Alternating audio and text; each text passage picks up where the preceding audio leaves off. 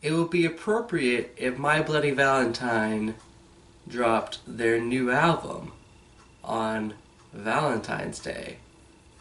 Just saying. Hey everyone, CWD Music here. I'm CWD, and we're going to take a gander at this new SiR album, November. This is the latest album from the Inglewood, California singer-songwriter SiR, aka Sir Darryl Ferris. He's been around for a little while in the music scene. He's best known for having done some co-writing here and there. He was featured on the last J-Rock album, 90059. On a couple of EPs he dropped, he actually had Anderson .Paak as a feature, which I thought was interesting. So basically, here's how I look at this.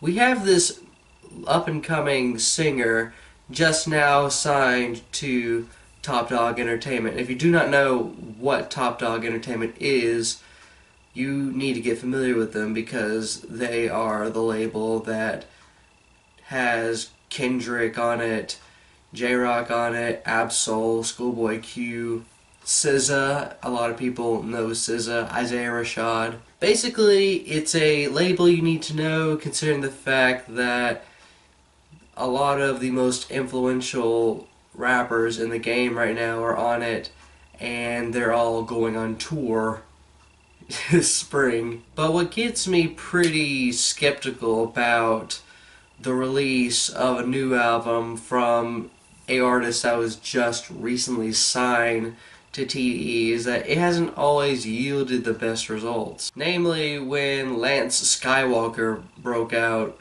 kinda sorta, with his debut, and while that was very interesting and to a certain extent idiosyncratic, it wasn't exactly that memorable or fleshed out. It actually felt rushed. And with the case of this new album from SiR, that seems to be the case once again. The album being so brief and so rushed that it doesn't really seem to have much of a presence at all, but not sounding horrible in the process, which is kind of an achievement. The album is about 11 tracks, it's 33 minutes, so it's not really going to drive your patience a lot of the time unless you're not in the mood for slow, chilled out vibe-like music. Basically, what you're getting is a lot of low-key jazz, soul instrumentals, to a lesser extent, kind of a low-key boom-bap-ish type of thing. Nothing that's gonna like perk up your ears or anything when you hear it, which is good and bad since, for one, at least the album sounds consistent. But on the other hand, once you've heard the first 10 to 15 seconds, with the exception of the song Better, you've pretty much heard the entire song, at least in terms of instrumentals. The production on the album makes it so low-key and laid back that I might as well be standing in an elevator. Tracks like Gone, which is so brief and so unmemorable that it might as well not exist, as well as tracks like Something Foreign, which is kind of ironic considering the fact that there's a Schoolboy Q feature on this track, as well as tracks like Never Home and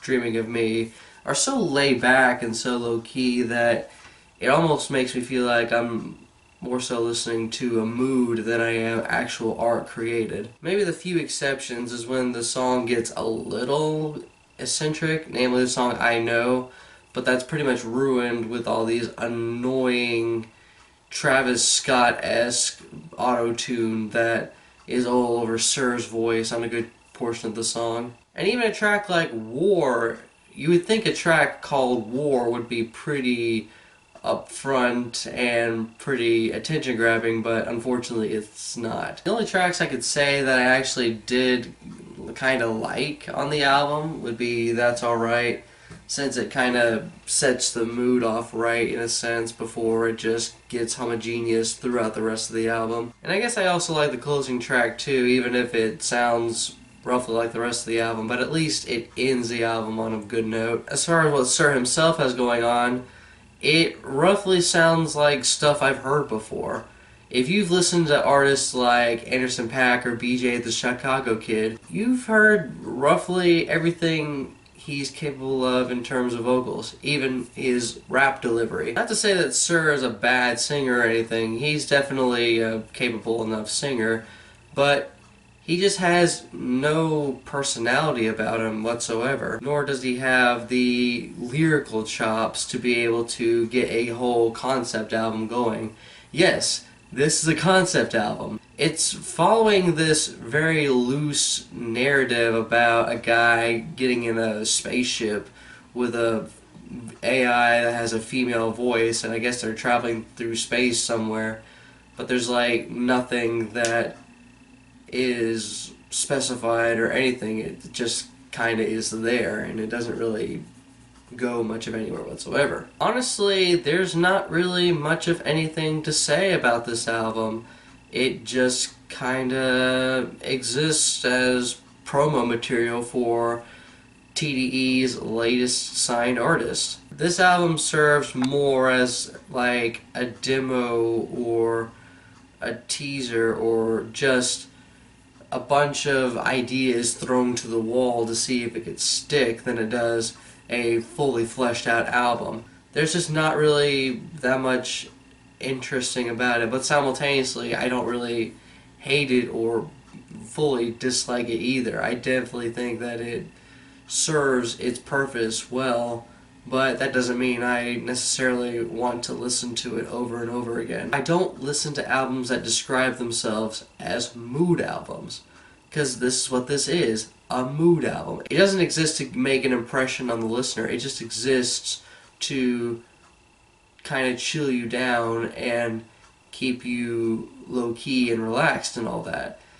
And that's not what I'm looking for from an artist. But if you are looking for that sort of thing, then yeah, definitely give this a try. I do think that given more time making music, SiR could definitely pull off a mood album a lot better than what was presented with this project. If anything, the album makes me wish that it could take me back to November so the album could at least have a little more time to develop before actually coming out. This album is a negative 0.7 out of +3. I just felt like the album was more unmemorable than it was likable, unfortunately. But if you give this album a listen, what'd you think of it? Did you like this album? Did you dislike this album? What was the reason for that? And what should I consider listening to and reviewing next? CW Music here, signing off.